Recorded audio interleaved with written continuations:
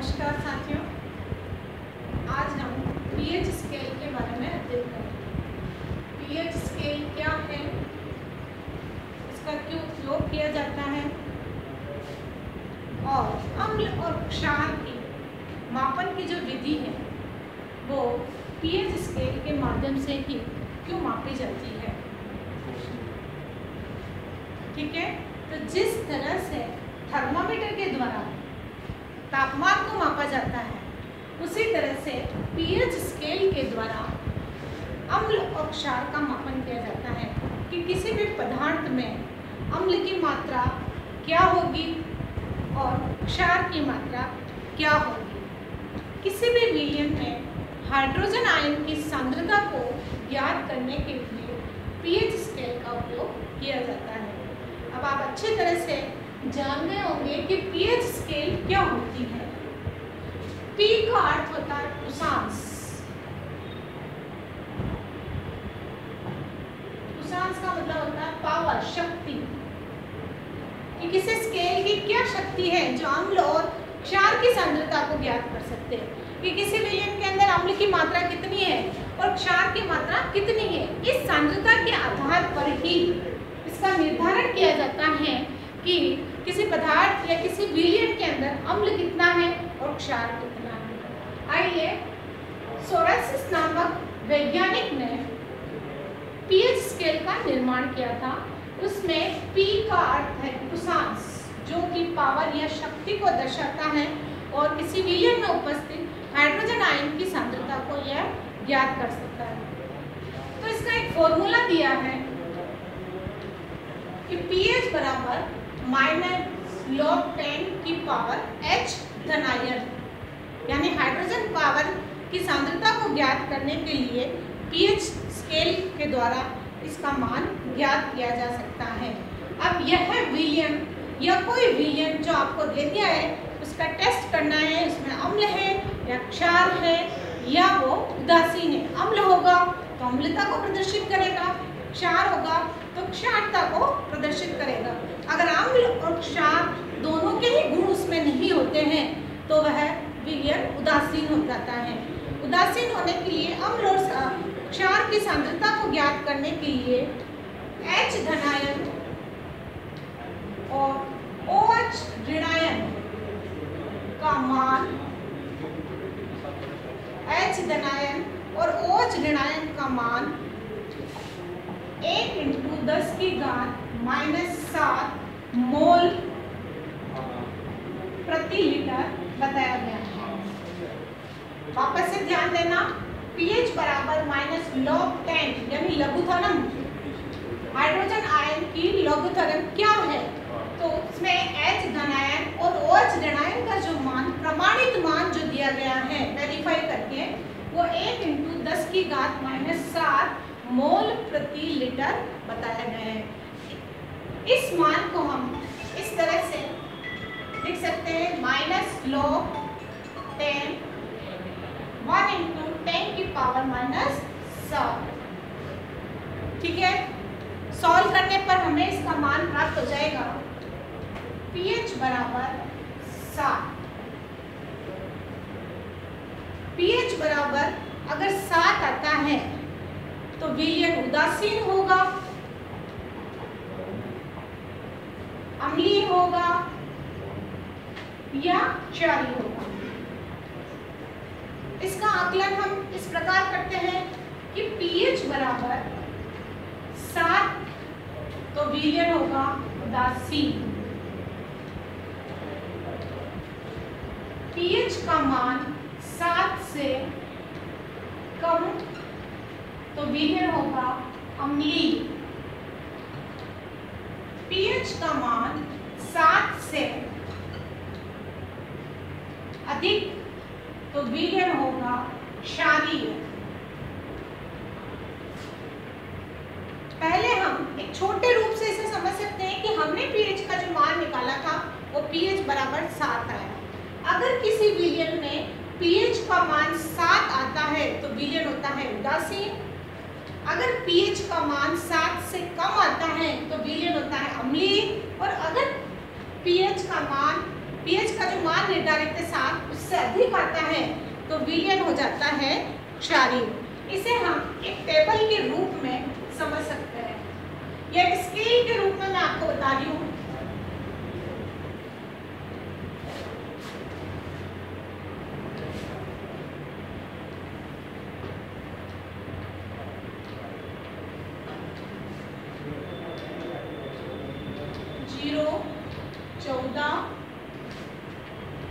H धनायन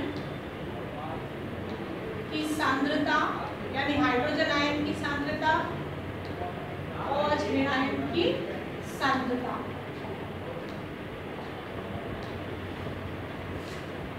अगर किसी ये पीएच स्केल है, अगर किसी विलयन का मान 7 है तो वह विलयन उदासीन होगा। अगर विलयन का मान 7 से कम है तो विलयन होगा अम्लीय और 7 से 14 यानी अधिक है तो विलयन होगा क्षारीय। एक बार वापस रिपीट कर रही हूँ। पीएच स्केल के आधार पर अम्ल और क्षार का मापन कर सकते हैं। यदि पीएच स्केल में 3 आंकड़े आपको दिए गए हैं 0, 7 और 14, तो अगर 7 से 14 के बीच में कोई मान आता है तो वह विलयन क्षारीय। 7 से 0 की तरफ कोई मान प्रदर्शित होता है स्केल में तो वह विलयन होगा अम्लीय और 7 आने पर एग्जैक्ट 7 पर अगर आपका आंकड़ा आता है तो वह विलयन उदासीनता को प्रदर्शित करता है। कुछ एग्जाम्पल के माध्यम से या कुछ उदाहरणों के माध्यम से हम इसे बहुत अच्छे ढंग से समझ सकते हैं।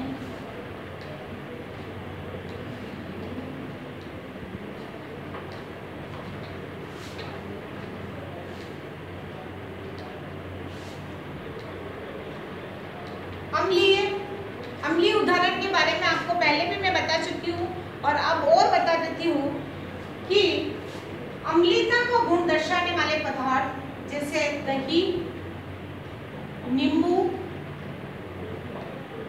जठर रस यानी HCl, एसिटिक एसिड और अन्य सभी खट्टे पदार्थ,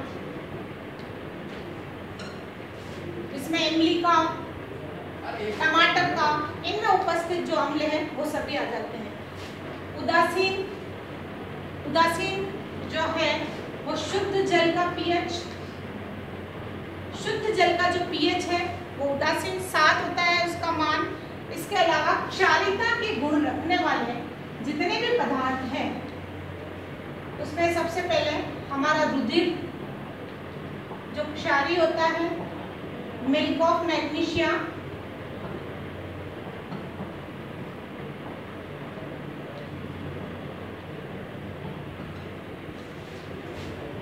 तथा अन्य क्षारीय पदार्थ, क्योंकि क्षार के बारे में हम पहले ही बहुत अधिक जानकारी रख चुके हैं। अन्य क्षारीय पदार्थ जिसमें साबुन, अपमार्जक,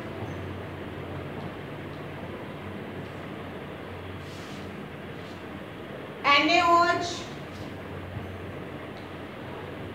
KOH इत्यादि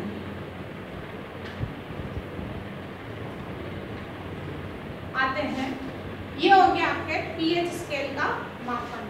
अब पीएच स्केल के मापन के आधार पर ही हम दैनिक जीवन में इसका क्या महत्व है ये देखेंगे। ये आपको अच्छी तरह से आगे होगा कि पीएच स्केल क्या है। पीएच स्केल के आधार पर हम अम्ल क्षार का मापन कर सकते हैं। एक चीज बच्चों आपको बहुत अच्छे ढंग से याद रखनी कि शुद्ध जल का जो पीएच होता है, शुद्ध जल का पीएच 7,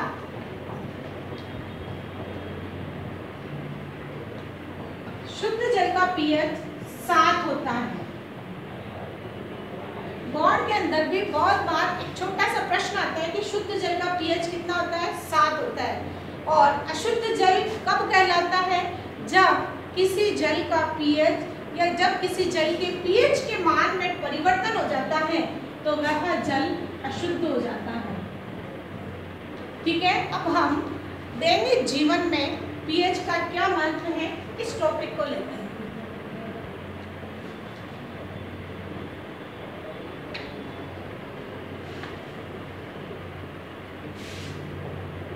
दैनिक जीवन में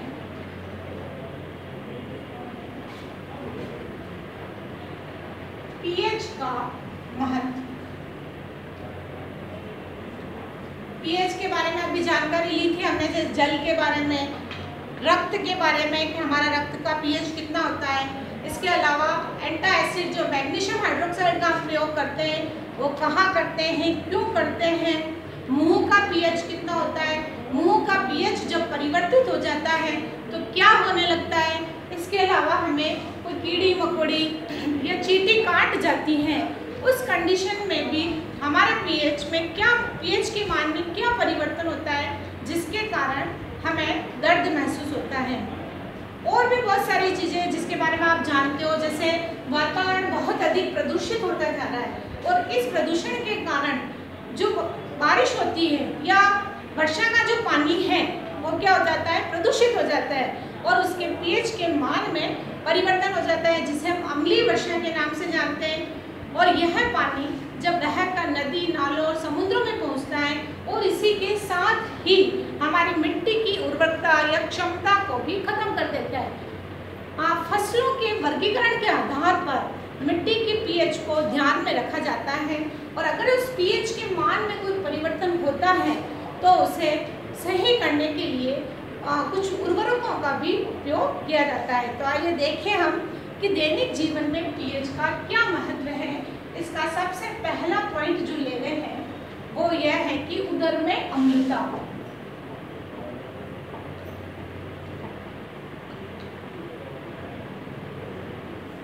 उदर में अम्लता क्या होती है, जनरल ये सभी के साथ ऐसा होता ही है। उदर का मतलब होता है पेट। पेट के अंदर कभी अपच हो जाती है, एसिडिटी बन जाती है, गैस, खट्टी डकारें जो होती है वो सब पेट में अम्लता को शो करती है और पेट में बहुत अधिक दर्द होने लगता है। इसका मुख्य कारण क्या है, क्यों हमारे पेट में अम्लता या एसिडिटी बनती है? इसका मुख्य कारण है HCl की अधिक मात्रा। HCl की अधिक मात्रा का बनना आप सबको अच्छी तरह से पता है और आप पहले पाचन तंत्र पढ़ चुके हो। इसमें आपको अच्छे ढंग से बताया कि भोजन मुख से पेट में पहुंचता है और पेट में पहुंचने से ही वहां उपस्थित जठरस यानी हाइड्रोक्लोरिक अम्ल जो है वो भोजन को अम्लीय बना देता है। उस कंडीशन में अगर अम्ल की मात्रा अधिक उत्पन्न होती है तो हमारे उदर में या हमारे पेट में अम्ल की मात्रा अधिक बढ़ जाने से एसिडिटी की संभावना बढ़ जाती है और उस एसिडिटी की संभावना बढ़ जाने के कारण पेट में जलन होने लगती है। इस जलन को राहत दिलाने के लिए या इस जलन को खत्म करने के लिए या खट्टी डकारों या एसिडिटी को कम करने के लिए डॉक्टर हमें एक सलाह देता है कि आप एंटासिड का यूज़ करिए। जो एंटासिड मतलब जो एसिड की मात्रा को खत्म कर दे, नष्ट कर दे। जितनी हमें आवश्यकता है उतनी ही मात्रा हमारी बॉडी में पर्याप्त रखे। इसके लिए milk of magnesia,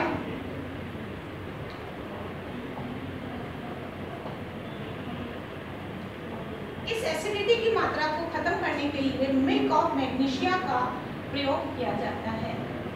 milk of magnesia का फॉर्मूला मैंने आपको पहले ही बता दिया था, एक बार वापस बता देती हूँ। मैग्नीशियम हाइड्रोक्साइड, यह प्रश्न भी अधिकतर पूछा जाता है कि मिल्क ऑफ मैग्नीशिया क्या है, इसका क्या उपयोग है। तो मिल्क ऑफ मैग्नीशिया जो है वो एंटासिड का कार्य करता है, अर्थात एसिडिटी को नष्ट कर देता है, खत्म कर देता है। दूसरा पॉइंट है हमारा दंत क्षय।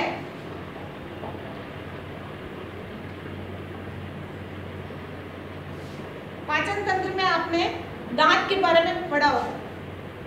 दांत कितने प्रकार के होते हैं? 4 प्रकार के, रग्नक, प्रत्नक, अग्र चमनक और चमंडक। हम जो भोजन को कुतरते हैं, चबाते हैं और उसको बारीक बारीक टुकड़ों में भोजन को चबाने के लिए प्रयासरत रहते हैं। उस कंडीशन में भोजन के कुछ टुकड़े, कुछ हिस्से हमारे दांतों के अंदर फंस जाते हैं और वो वह हमारे दांतों की पीएच के मान में परिवर्तन कर देते हैं। हमारे मुख की जो पीएच है, हमारे मुंह की पीएच होती है 6.5।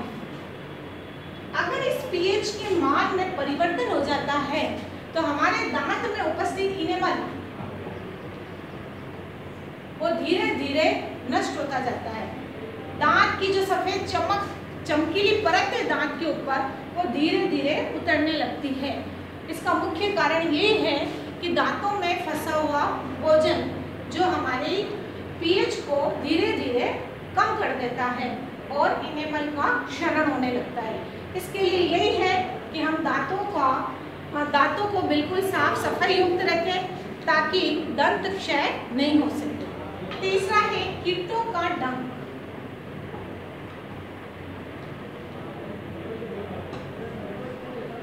कीटों का डंक अधिकतर चींटी, कीड़े मकोड़े आपको काट जाते हैं और मैंने पहले बताया था कि कीटों का डंक अम्ल का स्त्राव करता है और वो अम्ल हमारे स्किन पर टच होते ही कुछ उभारनुमा फुंसियाँ बना देता है और जलन का प्रभाव भी दर्शाता है। उस जलन के प्रभाव को खत्म करने के लिए सोडियम बाइकार्बोनेट NaHCO3 का प्रयोग किया जाता है। इसे सोडियम हाइड्रोजन कार्बोनेट के नाम से भी जाना जाता है। तो कीटों के डंक को खत्म करने के लिए जिस चीज का उपयोग किया जाता है वो है सोडियम बाइकार्बोनेट या सोडियम हाइड्रोजन कार्बोनेट। अगला हमारा जो पॉइंट है, चौथा, जो मैंने आपको बरसात के बारे में बताया था, वो है अम्लीय वर्षा। अम्लीय वर्षा क्या होती है, इसका क्या कारण है? इसका मुख्य कारण ये है कि वातावरण में प्रदूषण जो फैल रहा है वो हमारे बारिश के शुद्ध पानी के पीएच में परिवर्तन ला देता है और क्या हो जाता है, पानी अम्लीय हो जाता है। इसे हम अम्लीय वर्षा कहते हैं। इससे हमारा पूरा पारिस्थितिक इकोसिस्टम जो बना हुआ है, पूरा पारिस्थितिक तंत्र जो है वो खराब हो जाता है और उस खराबी का मुख्य कारण जो है वो शुद्ध पानी के पीएच में परिवर्तन को ला देना है। शुद्ध पानी के पीएच में अगर परिवर्तन हो जाएगा तो पानी क्या हो जाएगा, अशुद्ध हो जाएगा। ये चौथा कारण हो गया अम्लीय वर्षा। अब पांचवा कारण है मृदा की पीएच।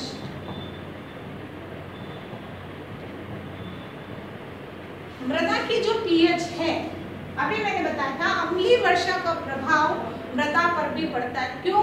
क्योंकि बरसात का पानी बहकर नदियों में, नदियों से समुद्रों में और मिट्टी यानी सभी जगह तक, सभी हमारे जो भी संसाधन के साधन है वहां तक पहुंच जाता है और हमारे लिए ये बहुत ही हानिकारक है।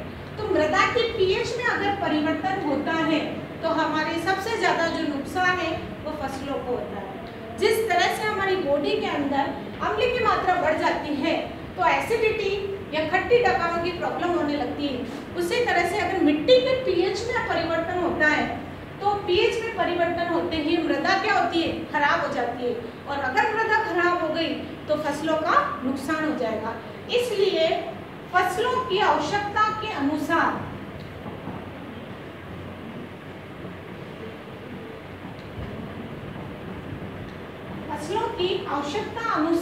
मृदा की पीएच को ठीक किया जाता है कि कौन सी फसल को कितने पीएच वाली मृदा की आवश्यकता है। अतः दोस्तों, अगर आपको इस वीडियो के अंदर कुछ समझ में नहीं आया तो कमेंट बॉक्स में डालें और आज का हमारा ये टॉपिक यहीं खत्म हुआ। धन्यवाद।